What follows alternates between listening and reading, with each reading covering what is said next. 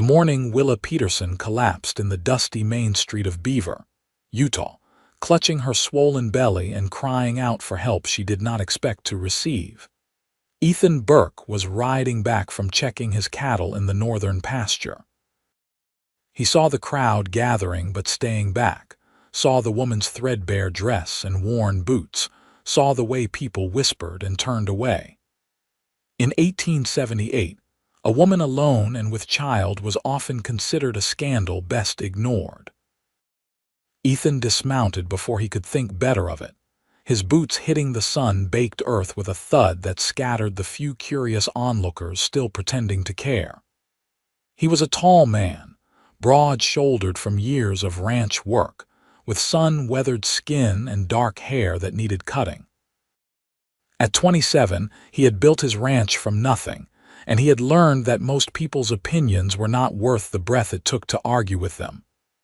"Miss, can you stand?"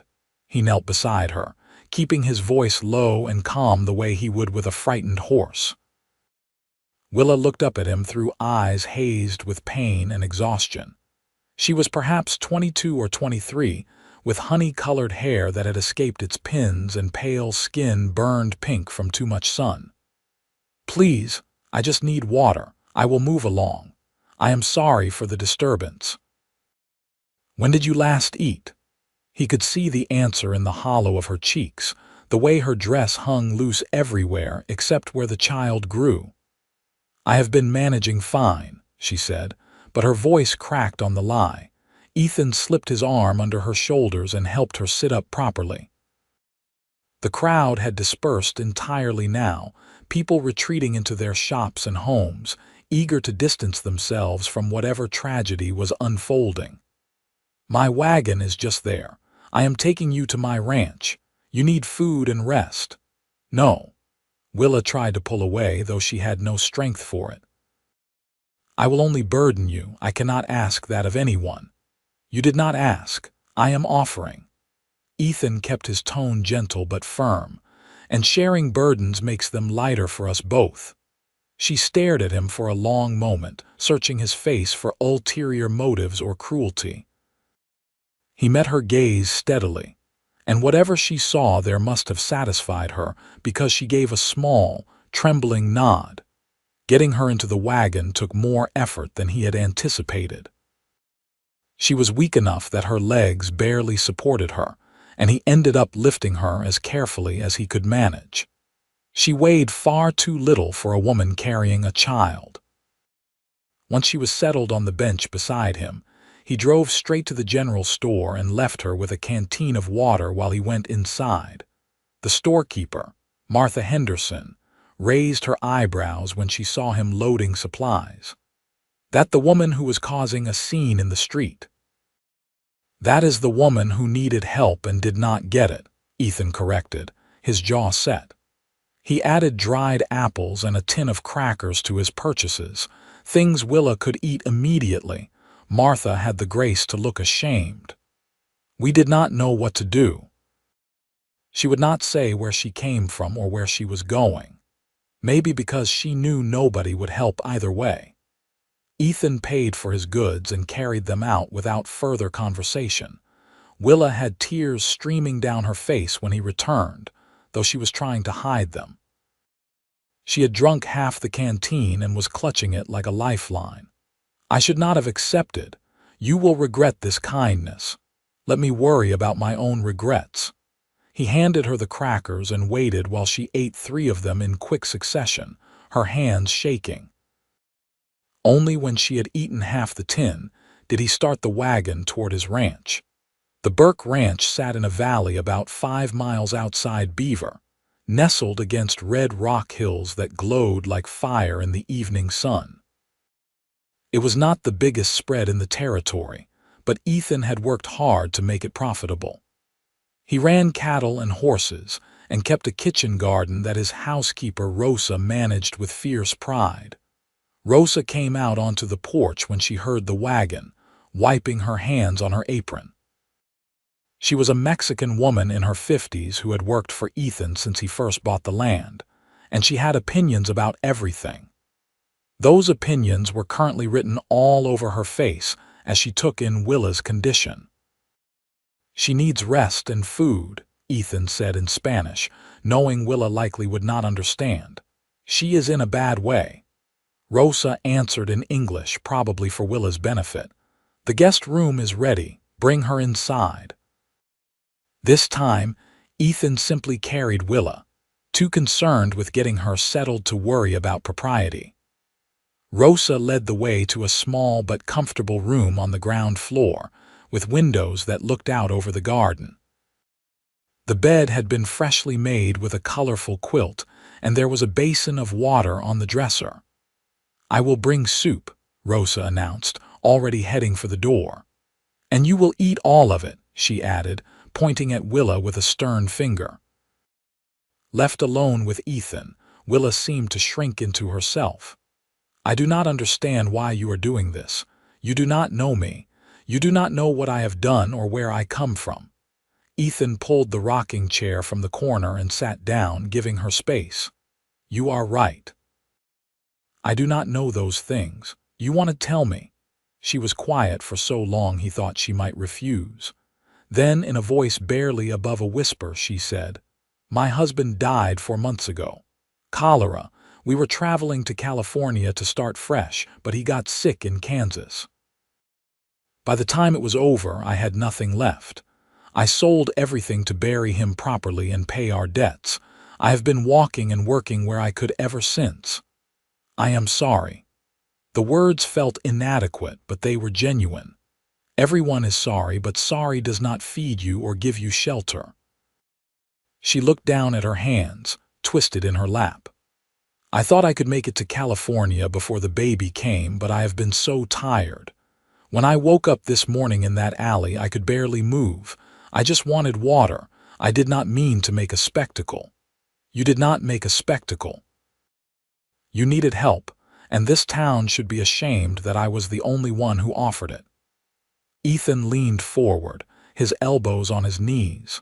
"Here is what I think should happen. You stay here until you are well enough to decide what you want to do next.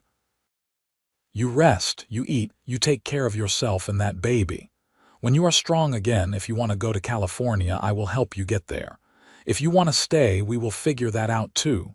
No obligations, no expectations, just safety and time to heal." "Why?" The word came out broken. "Why would you do this for a stranger?" Ethan thought about his own mother, who had died when he was 15, worn down by poverty, and a husband who drank more than he worked.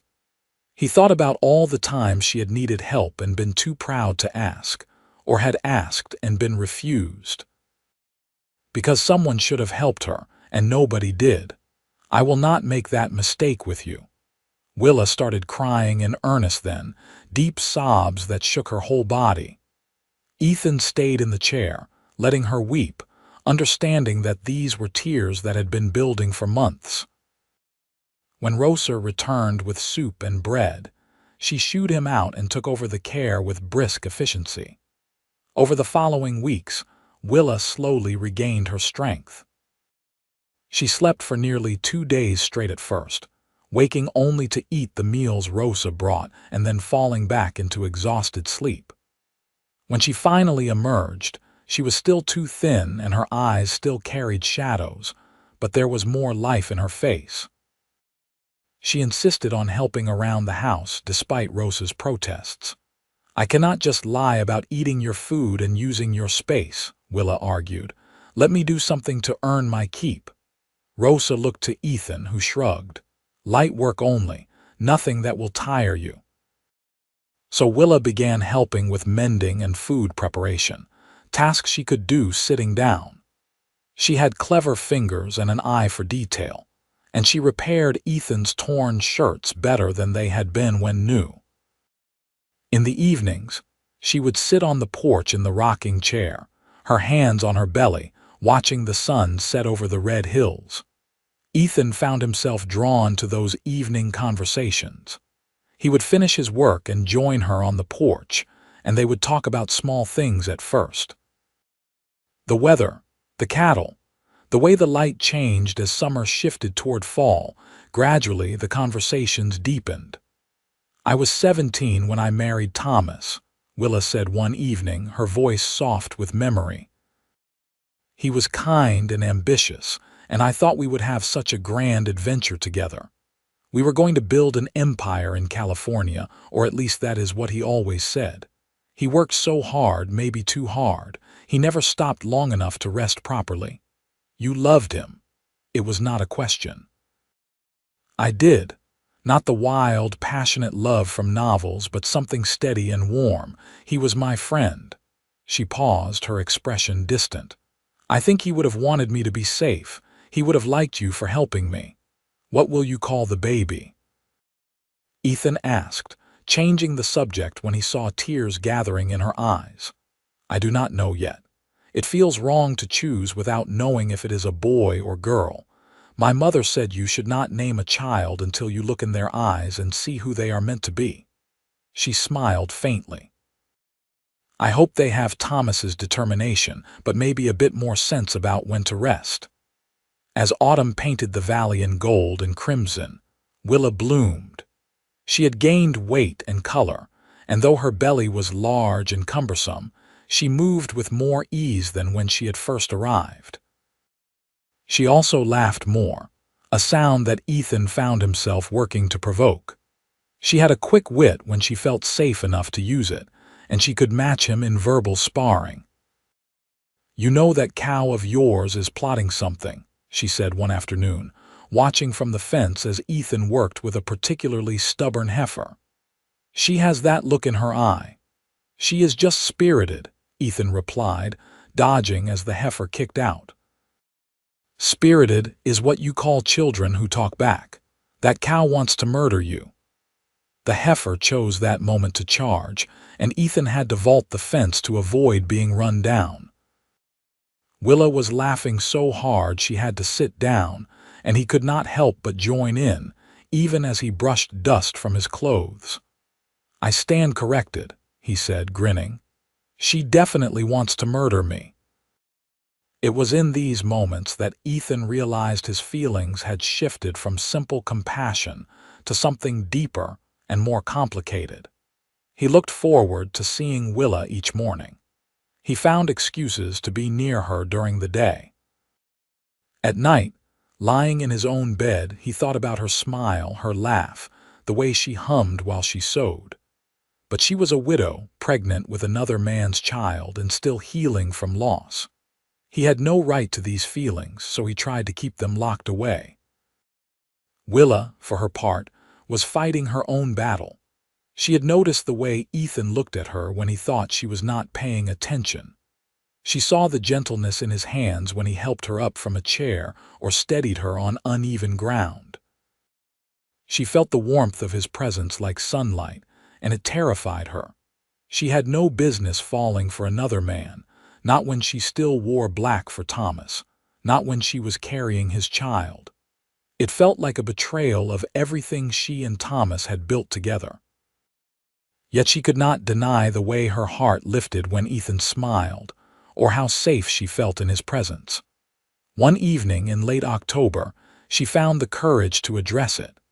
They were on the porch as usual, watching the first stars appear in the deepening blue of the sky. "Ethan, I need to say something, and I need you to let me finish before you respond." He turned to her, his expression serious. "All right. I am grateful beyond words for everything you have done for me. You saved my life and the life of my child. You have given me a home when I had none, and kindness when the world had shown me mostly cruelty." She took a breath, steadying herself. "But I see the way you look at me sometimes, and I need to tell you that I cannot. I am not ready for. I may never be ready for what I think you are hoping for." The words hung in the air between them. Ethan was quiet for a long moment, his jaw working as he considered his response. When he finally spoke, his voice was low and careful. "I will not lie to you, Willa. I have come to care for you more than I probably should have. But I meant what I said that first day. No obligations, no expectations. If all you ever want from me is friendship and a safe place to raise your child, that is enough. You do not owe me anything more." "That is not fair to you," she whispered. "Let me decide what is fair to me." He reached over and took her hand, his calloused fingers gentle around hers. "You have been through hell, and you are still standing. That takes more strength than most people will ever have.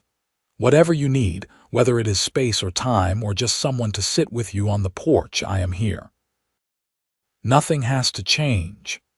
Willa squeezed his hand, unable to speak past the lump in her throat.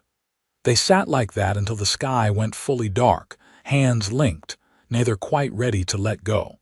The baby came on a cold November night, 3 weeks earlier than expected. Willa had been feeling odd all day, restless and uncomfortable, but had dismissed it as the usual late pregnancy discomfort. When her water broke during supper, she stared at the puddle on the floor in shock. "Rosa," she said faintly, and then the first contraction hit. Rosa moved into action with impressive speed, barking orders at Ethan. "Get the doctor from town. Bring him quickly. And bring Alice Morrison. She has delivered half the babies in this valley. Go now." Ethan ran for his horse, riding harder than he had ever ridden in his life. He found Dr. Hammond finishing his evening meal and Alice Morrison putting her grandchildren to bed. He had them both in a wagon and heading back to the ranch within 20 minutes. By the time they arrived, Willa's contractions were coming fast and hard.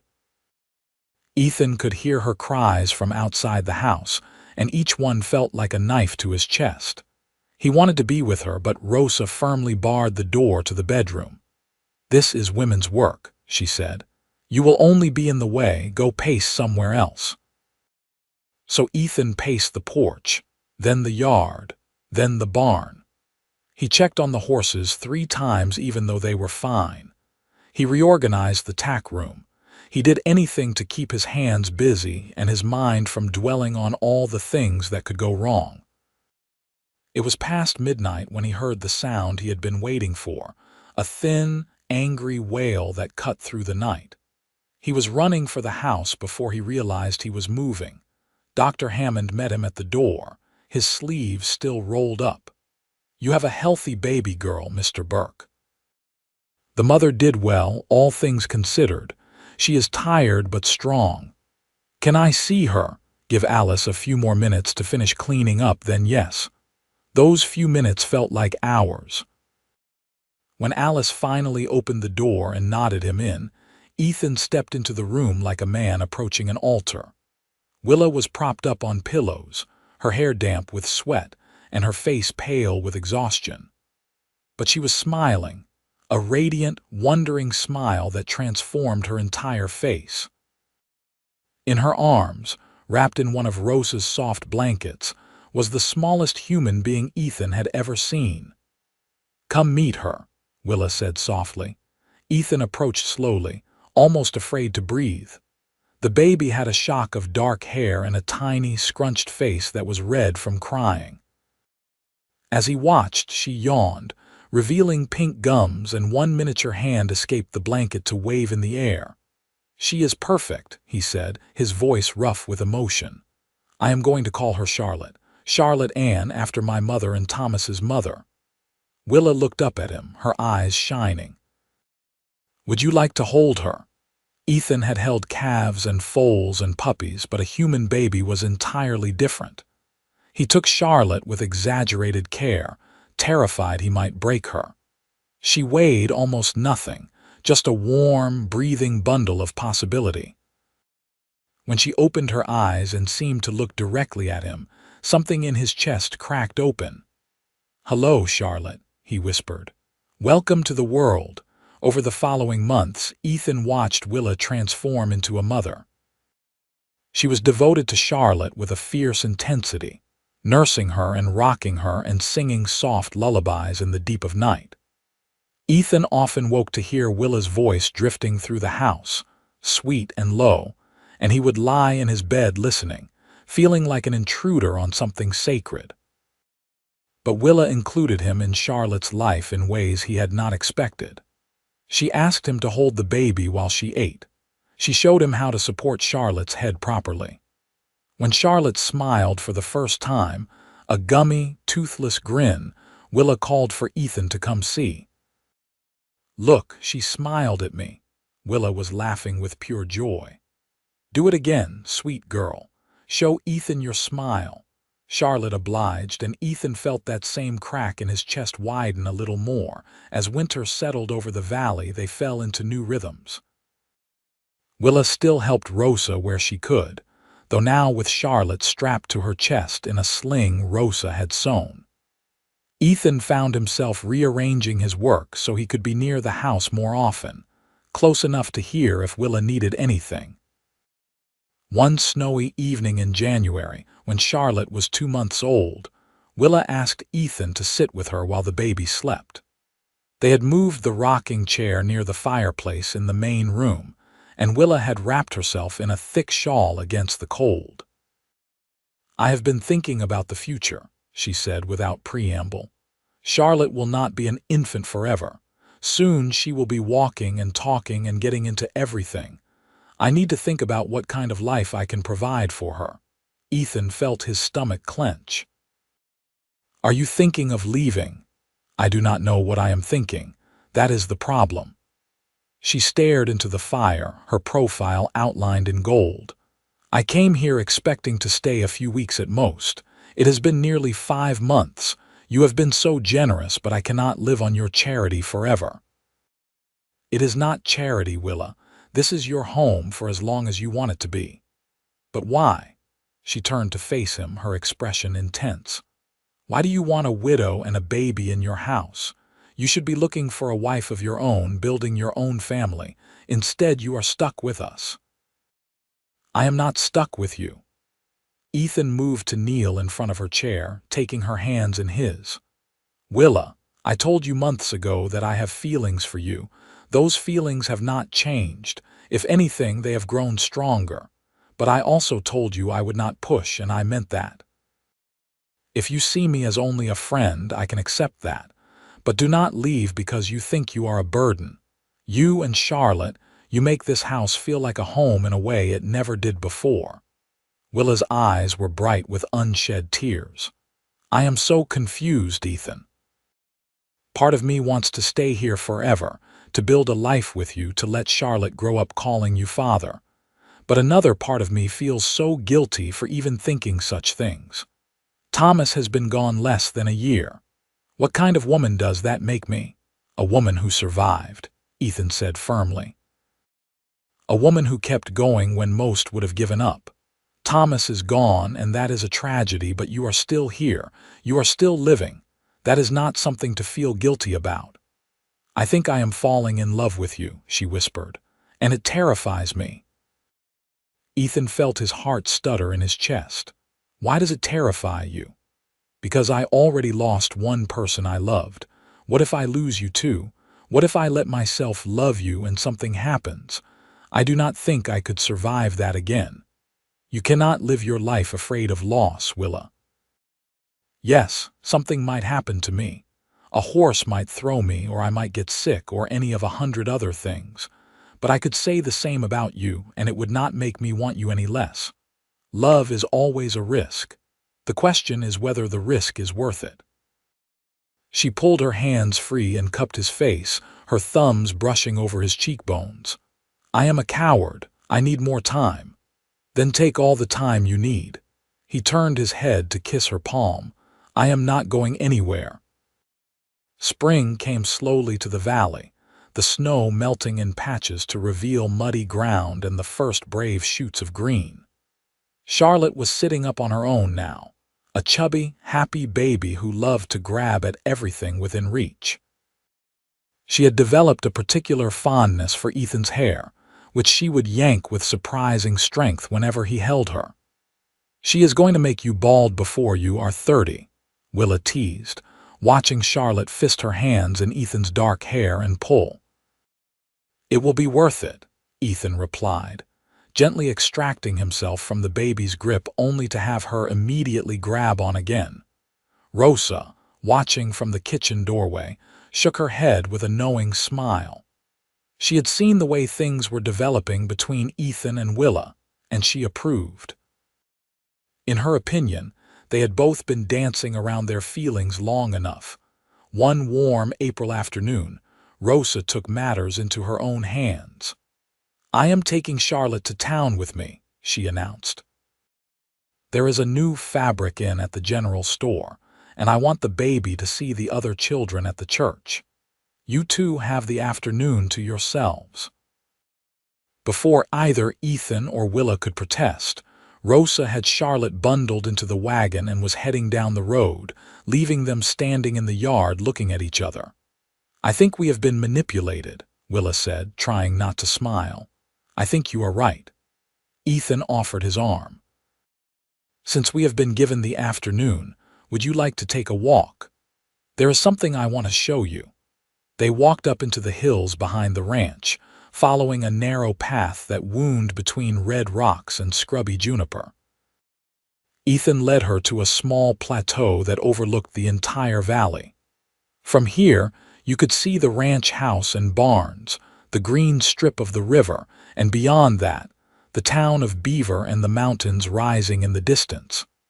"This is where I came when I first bought the land," Ethan said. "I was 22 and terrified I had made a huge mistake. I sat right here and tried to imagine what my life would look like in 5 years, in 10 years. I saw myself building the ranch, maybe finding a wife eventually, having children. But it all felt distant and unreal, like a story about someone else's life." Willa sat down on a flat rock, smoothing her skirt over her knees. "And now when I imagine the future, it is not distant at all. I see Charlotte learning to ride. I see her starting school in town. I see us adding rooms onto the house as we need them. I see gray in your hair and lines around your eyes, and I see myself grateful for every day that brought us there." He sat beside her, close enough that their shoulders touched. "I see you, Willa. In every version of my future, I see you." She was quiet, staring out at the valley. When she finally spoke, her voice was thick with emotion. "Thomas and we had plans too. We were going to California, going to strike it rich, going to have 6 children and a big house. And then he got sick and all of it just vanished like smoke. I have been so afraid to make new plans, so afraid to want anything too much, because I know how quickly it can all be taken away. I know." Ethan took her hand, lacing their fingers together. "I cannot promise you that nothing will ever go wrong. I cannot promise I will not get sick or hurt, or that life will not throw us more hardship. But I can promise that I will love you and Charlotte with everything I have. I can promise that I will do my best to make you happy every single day. And I can promise that sharing whatever burdens come our way will make them lighter for us both." Willa turned to look at him, really look at him. She saw the honesty in his eyes, the strength in the set of his shoulders, the gentleness in the way he held her hand. She thought about all the months he had cared for her, asking nothing in return. She thought about the way he looked at Charlotte, with such pure affection that it made her heart ache. She thought about her own heart, which had been slowly healing, slowly opening, slowly learning to hope again. "I love you," she said, and the words felt like stepping off a cliff into open air. "I love you, Ethan Burke, and I want to build a future with you. I want Charlotte to call you father. I want to wake up beside you when we are old and gray. I want all of it, and I am choosing to believe that we can have it." Ethan's smile was like sunrise, bright and warm and full of promise. "Is that a yes?" "Yes to what? You have not actually asked me anything."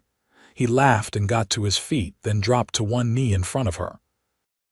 "Willa Peterson, will you marry me? Will you let me be your husband and Charlotte's father? Will you build a life with me here in this valley?" "Yes," she said, and then she was pulling him up and into her arms, kissing him with all the pent-up feeling of the past months. He kissed her back with equal fervor, his arms around her waist, lifting her slightly off the ground.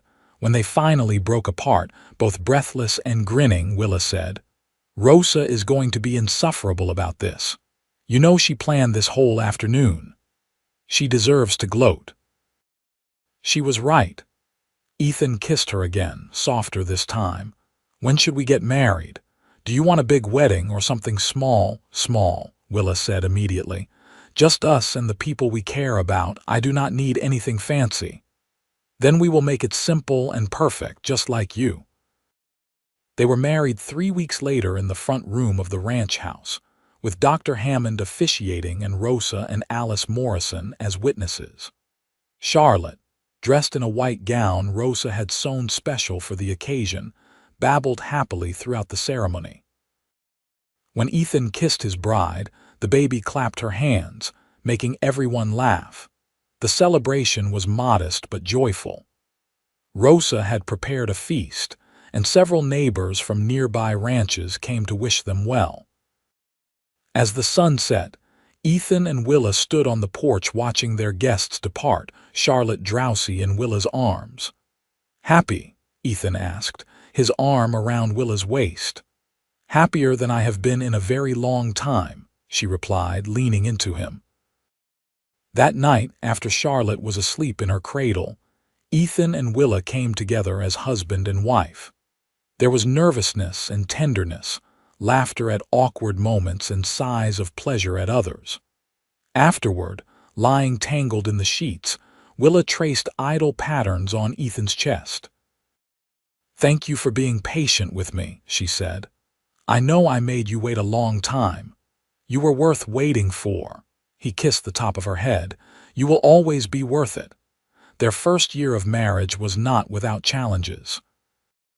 Charlotte went through a phase of waking every few hours at night, leaving both Ethan and Willa exhausted. There was a drought that summer that made water scarce and the cattle restless. Willa struggled with moments of guilt and grief, times when missing Thomas would hit her unexpectedly, and she would have to cry it out in Ethan's arms. But there were far more good moments than bad. Charlotte took her first steps on a warm September morning, wobbling from Rosa to Ethan with a look of intense concentration. Willa discovered she was pregnant again in October, and though she was nervous about having another child so soon, Ethan's joy was infectious. "Charlotte will have a brother or sister," he kept saying, wonder in his voice. "She will not grow up alone." The second baby, a boy they named Samuel, arrived in early May, just before Charlotte's second birthday. The birth was easier than Charlotte's had been, and Samuel was a calm baby who seemed content to sleep and eat and watch the world with solemn dark eyes. "He looks like you," Willa told Ethan, studying the baby's features. "Same serious expression." "He looks like his mother," Ethan countered. "Beautiful and perfect." Charlotte was fascinated by her baby brother, wanting to help with everything. She would bring Willa diapers and blankets, patting Samuel's head with gentle toddler hands and singing him the same lullabies Willa had sung to her. As the children grew, the ranch prospered. Ethan's careful management and Willa's head for numbers made them a formidable team.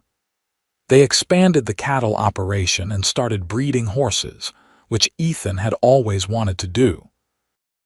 Willa took over the ranch's finances and proved to have a talent for negotiation, getting better prices for their stock than Ethan had ever managed. On Charlotte's 5th birthday, Ethan took her up to the plateau, where he had proposed to Willa. Charlotte rode in front of him on his horse, chattering constantly about everything she saw. "Why did you bring me up here, Papa?" she asked when they dismounted. "Because this is a special place," Ethan explained. "This is where I asked your mother to marry me. I wanted you to see it, to understand that you are part of this family's story from the very beginning. You are my daughter, Charlotte, not just because I married your mother, but because I choose you every single day." Charlotte, who was bright and perceptive beyond her years, looked at him thoughtfully. "Mama told me about my first father. She said he died before I was born. That is right. His name was Thomas, and he loved you very much, even though he never got to meet you. Is it okay that I do not remember him? Is it okay that I call you Papa? Ethan knelt down so he was at her level. Your first father loved you, and I love you. You have room in your heart for both of us. And it is more than okay that you call me Papa. It is the greatest honor of my life. Charlotte threw her arms around his neck, hugging him tight. I love you, Papa. I love you too, sweetheart, always. When Samuel was 3 and Charlotte was 5, Willa became pregnant again. This time the pregnancy was harder and she was often sick and exhausted. Dr. Hammond prescribed rest, which Willa was terrible at following. She still tried to keep up with all her usual tasks until Ethan finally put his foot down. You are going to rest if I have to tie you to the bed, he said, only half joking. The ranch will not fall apart if you take a few months to focus on yourself and the baby. But there is so much to do, Willa protested weakly, and Rosa and I can handle it. Your job is to grow that baby and stay healthy. Let us take care of the rest. The baby, another girl they named Margaret, arrived in January during a snowstorm.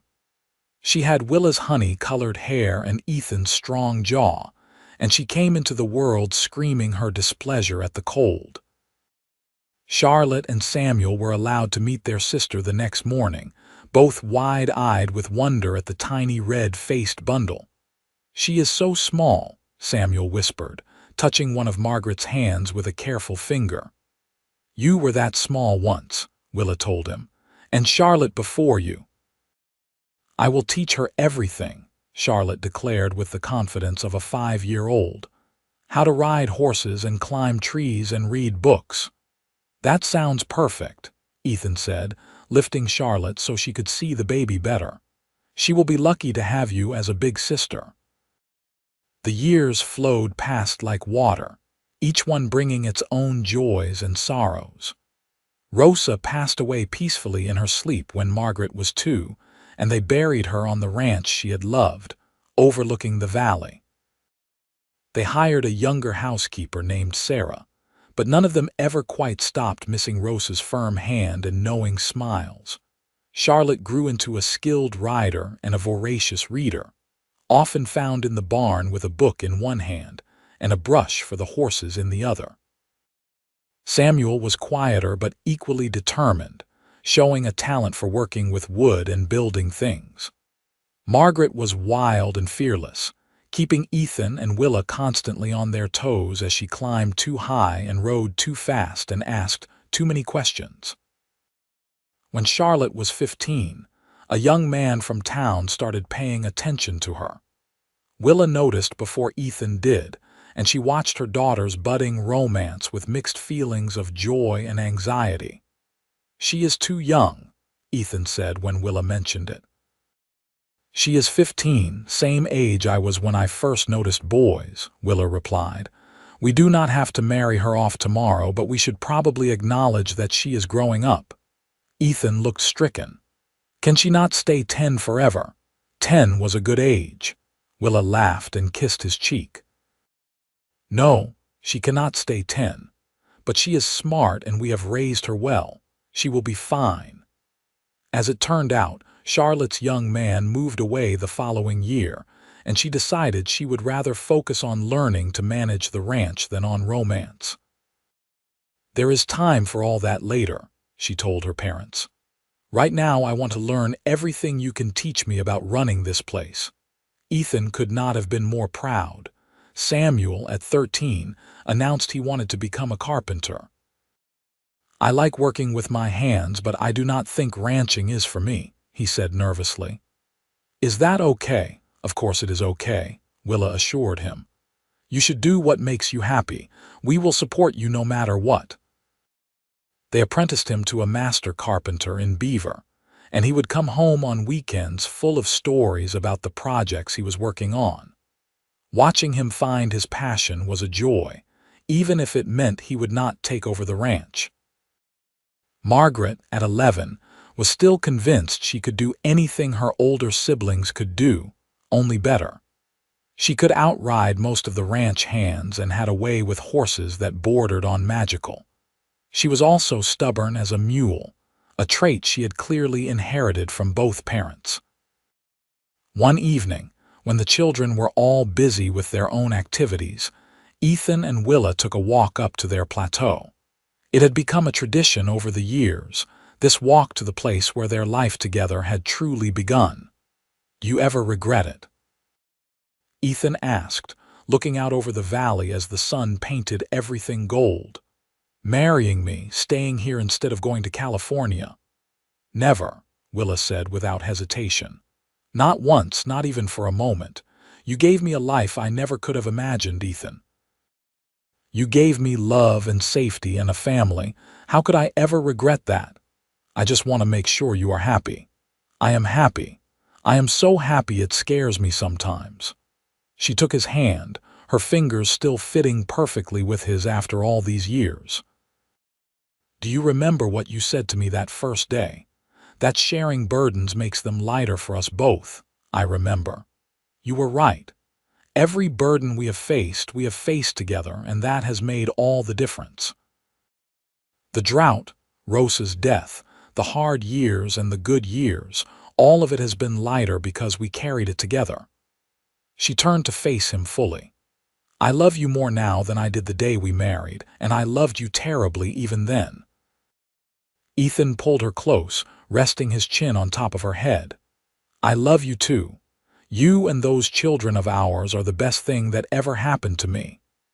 They stood there as the sun set, wrapped in each other's arms, listening to the evening sounds of the valley. In the distance, they could hear Margaret calling for her horse and Samuel hammering away at some project in the barn. Charlotte's voice drifted up from the house, probably reading to Sarah from whatever book she had discovered this week. "We did well, did we not?" Willa said softly. "We did very well indeed." Years continued to pass, bringing the inevitable changes that come with time. Charlotte married at 22, choosing a neighboring rancher's son who loved her intelligence and spirit.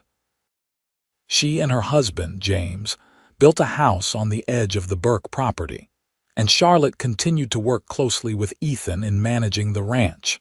Samuel became a master carpenter in his own right, known throughout the territory for his beautiful furniture. He married a quiet schoolteacher named Anne, and they settled in Beaver with their 2 sons. Margaret, true to her wild nature, shocked everyone by becoming one of the first women in the territory to compete in horse races. She won more often than she lost, and at 19, she married a horse trainer from California who understood her need for speed and freedom.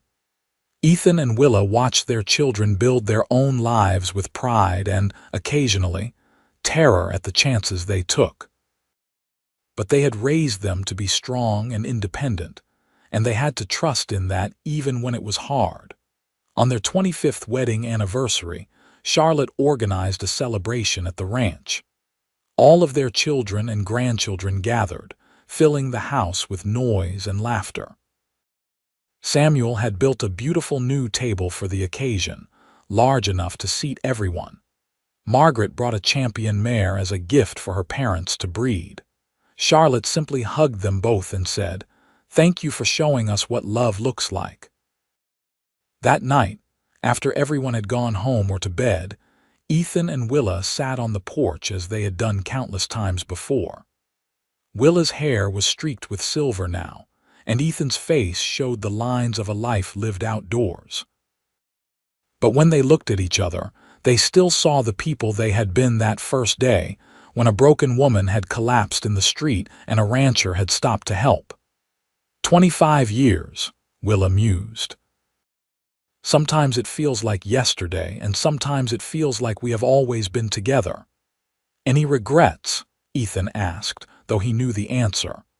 "Only that I wasted months being afraid when I could have been loving you." She leaned her head on his shoulder. "But I suppose we needed that time. I needed to heal, and you needed to be patient, and somehow it all worked out the way it was supposed to." "Everything works out the way it is supposed to," Ethan agreed. "As long as we are together." They sat in comfortable silence, watching the stars emerge in the darkening sky. Somewhere in the house, one of the grandchildren laughed, a bright sound that promised the future would be just as full of love as the past had been. The ranch continued to thrive under Charlotte and James's management, though Ethan and Willa still helped where they could. Ethan loved teaching his grandchildren to ride, and Willa spent hours reading to them just as she had once read to her own children. When Ethan was 65 and Willa 63, they took one final trip up to their plateau. It was harder now, their bodies not as strong as they once had been, but they managed. From their special spot, they could see the ranch spread out below, bigger and more prosperous than Ethan had ever dreamed in those early days. "I was so scared that day in Beaver," Willa said, her hand in Ethan's. "Scared and alone and certain I was going to die, and then you appeared, like an answer to a prayer I had been too afraid to say out loud." "I almost rode past," Ethan admitted.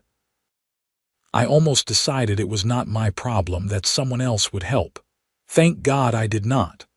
"Thank God," Willa echoed, "for all of it, the good and the bad, the easy years and the hard ones. Thank God for every moment that brought us here." They stayed until the sun began to set, painting the valley in shades of amber and rose.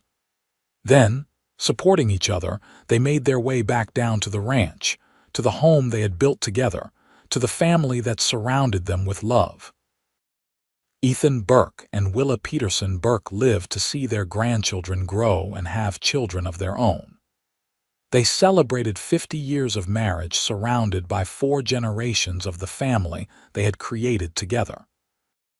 And when Ethan passed peacefully in his sleep at 78, with Willa holding his hand, she mourned him deeply, but without regret. She lived another 5 years, long enough to see her great-great-grandchildren born, long enough to tell them the story of how she had collapsed in the street of Beaver, and a kind rancher had stopped to help. She told them about sharing burdens and building love and choosing to be brave even when you were terrified. When Willa finally closed her eyes for the last time, it was in the house Ethan had built, in the bed they had shared, surrounded by the family they had created. And if anyone had asked her in that final moment whether she had any regrets, whether she would change anything about the life she had lived, she would have smiled and said no. Because from that desperate moment in the dust to this peaceful ending, from burden to blessing, from stranger to soulmate, every step of the journey had been worth it. Every moment of fear had been balanced by moments of joy. Every tear had been answered with laughter. Every burden they had shared had indeed been lighter for having been carried together.